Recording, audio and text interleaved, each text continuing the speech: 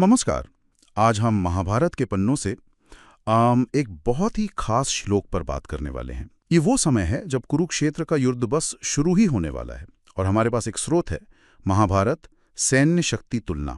ये स्रोत हमें उस वक्त सेनाओं की ताकत को लेकर एक खास नजरिए से रूबरू कराता है। तो आज हमारी कोशिश रहेगी कि इसी एक श्लोक को थोड़ा बारीकी से समझें कि कैसे इसमें दो विरोधी सेनाओं की ताकत को देखा जा रहा है, ये यूं कहें कि तौला जा रहा है। तो श्लोक इस तरह है, अपर्याप्तम तदस्माकं बलम भीष्माभिरक्षितम पर्याप्तम त्विदम एतेषाम बलम भीमाभिरक्षितम 10। और देवनागरी में अपर्याप्तम तद अस्माकं बलम भीष्माभिरक्षितम पर्याप्तम त्विदम एतेषाम बलम भीमाभिरक्षितम। अच्छा, अब जो हमारा स्रोत है वो इसका अर्थ बताता है कि हमारी सेना जिसकी रक्षा भीष्म कर रहे हैं वो असीमित है, मतलब अपर्याप्तम, पर इनकी यानी विपक्ष की सेना जिसकी रक्षा भीम कर रहे हैं वो सीमित है, पर्याप्तम। तो चलिए इसी आकलन को थोड़ा और समझने की कोशिश करते हैं। नमस्ते। हाँ, ये श्लोक वाकई बहुत दिलचस्प है, क्योंकि इसमें शब्दों का जो चुनाव है वो अपने आप में एक कहानी कहता है। एक तरफ तो कौरवों की सेना है जिसके रक्षक भीष्म पितामह है और उसे कहा जा रहा है अपर्याप्तम। अब यहाँ अपर्याप्तम का मतलब, जैसा स्रोत बताता है, वो कमी वाला नहीं है बल्कि असीम, मतलब जिसकी कोई सीमा ही ना हो, इतना ज्यादा कि मापा ना जा सके। अच्छा। असीम, हाँ। और फिर दूसरी तरफ है पांडव की सेना जिसके रक्षक के तौर पर भीम का नाम लिया गया है और उसे कहा जा रहा है पर्याप्तम, जिसका मतलब यहाँ लगाया जा रहा है सीमित, जिसे मापा जा सकता है या बस जितनी है उतनी ही। हम्म ये तो बहुत ही आत्मविश्वास से भरी बात लगती है, खासकर युद्ध से ठीक पहले एक को असीम कह देना और दूसरे को सीमित। ये तो जमीन आसमान का फर्क बताने जैसा हो गया। बिल्कुल, ये साफ दिखाता है कि कम से कम इस नजरिए से अपनी सेना पर, खासकर भीष्म के नेतृत्व पर कितना ज्यादा भरोसा है। शायद एक तरह का अटूट विश्वास, या हो सकता है कुछ ज्यादा ही आत्मविश्वास। अपर्याप्तम शब्द का इस्तेमाल ही ये जताता है कि वो अपनी ताकत को एकदम अपराजेय मान रहे हैं। हम्म और इसके ठीक उलट पांडव सेना को पर्याप्तम कहना, जिसका बचाव भीम कर रहे हैं, वो उन्हें एक तरह से कम आंकने जैसा है। ऐसा लगता है जैसे हाँ ठीक है, इनकी पूरी ताकत का अंदाजा हमने लगा लिया है और इसे संभाला जा सकता है। हाँ, और ये भी तो देखिए कि सिर्फ भीष्म और भीम का ही नाम लिया है रक्षकों के तौर पर। सेना की गिनती या दूसरी चीजों से ज्यादा उनके जो सबसे बड़े योद्धा हैं उनका जिक्र करके ताकत का अंदाजा लगाया जा रहा है ना? जो महायोद्धा होते थे उन्हें ही सेना की असली ताकत का प्रतीक माना जाता था। भीष्म, उनका अनुभव, उनकी प्रतिष्ठा, उनका युद्ध कौशल, वो सब जानते थे। तो उनका होना ही कौरव सेना के लिए एक बहुत बड़ा, आप कह सकती हैं, मनोवैज्ञानिक बल था।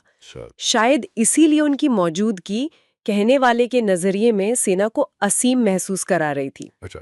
और दूसरी तरफ भीम, वो अपनी शारीरिक शक्ति, अपनी गदा के लिए जाने जाते थे। लेकिन इस आकलन में ऐसा लगता है कि शायद पांडव सेना की जो पूरी क्षमता है, या दूसरे योद्धा जैसे अर्जुन हैं, या फिर श्री कृष्ण की रणनीति, इन सबको शायद नजरअंदाज करके सिर्फ भीम की शक्ति के आधार पर पूरी सेना को सीमित मान लिया गया है। तो क्या ये सिर्फ एक सैन्य तुलना ही है या इससे कुछ ज्यादा भी? क्या ये एक तरह का मनोवैज्ञानिक दाव भी हो सकता है, अपनी सेना का हौसला बढ़ाने के लिए या दुश्मन को कम दिखाने के लिए? हाँ, इसकी पूरी पूरी संभावना है। युद्ध से पहले इस तरह की बातें अक्सर होती हैं, मनोबल बढ़ाने या घटाने के लिए, अपनी ताकत को असीमित बताना, ताकि अपनी सेना में जोश भर जाए, उन्हें लगे कि जीत तो पक्की है। हाँ। और दुश्मन को सीमित बताकर शायद उनमें एक शक पैदा करना, या उन्हें महसूस कराना कि वो रणनीतिक रूप से कमजोर है।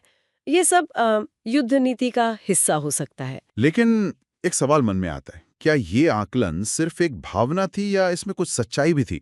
क्या वाकई में सिर्फ भीष्म जैसे एक महारथी के होने से कोई सेना सच में असीमित हो जाती है, गिनती या बाकी चीजों को भूलकर? देखिए, ये श्लोक हमें उस पल के एक खास दृष्टिकोण से मिलवाता है। असीमित का मतलब यहाँ शायद सचमुच अनगिनत सैनिक ना हो, बल्कि उस सेना की क्षमता, उसके लीडर पर भरोसे और एक अपराजय होने की जो भावना है, उसको दिखा रहा हो। ये एक तरह का भावनात्मक वजन है जो भीष्म के नाम के साथ जुड़ा है इस श्लोक के अनुसार। अब असलियत में सेना कितनी मजबूत थी और युद्ध का नतीजा क्या हुआ, वो तो एक अलग ही विश्लेषण का विषय है। पर उस क्षण का ये जो आत्मविश्वास है, या कह लें कि ये दावा, वो इस श्लोक में साफ झलकता है। तो अगर हम इसे समेटें तो ये एक श्लोक हमें युद्ध के मुहाने पर खड़े एक पक्ष का गहरा आत्मविश्वास दिखाता है, और साथ ही प्रतिद्वंदी को शायद कुछ कम समझने की मानसिकता भी। ये दिखाता है कि युद्ध में सिर्फ हथियार और सैनिक ही नहीं होते, बल्कि धारणाएं, आत्मविश्वास और वो मनोवैज्ञानिक बढ़त बनाने की कोशिशें वो भी बहुत मायने रखती हैं। बिल्कुल। और यहीं से एक बड़ा सवाल भी उठता है, जो सिर्फ महाभारत तक ही नहीं रहता। किसी भी मुकाबले से पहले, चाहे वो युद्ध हो या खेल हो या कोई और चुनौती, अपनी और सामने वाले की ताकत का ये जो आकलन होता है, अब चाहे वो सटीक हो या बढ़ा चढ़ा कर किया गया हो या फिर पूरी तरह गलतफहमी पर आधारित हो, ये असल में उस मुकाबले की रणनीति पर और उसके अंतिम नतीजे पर कितना असर डालता है। हाँ, ये तो सोचने वाली बात है।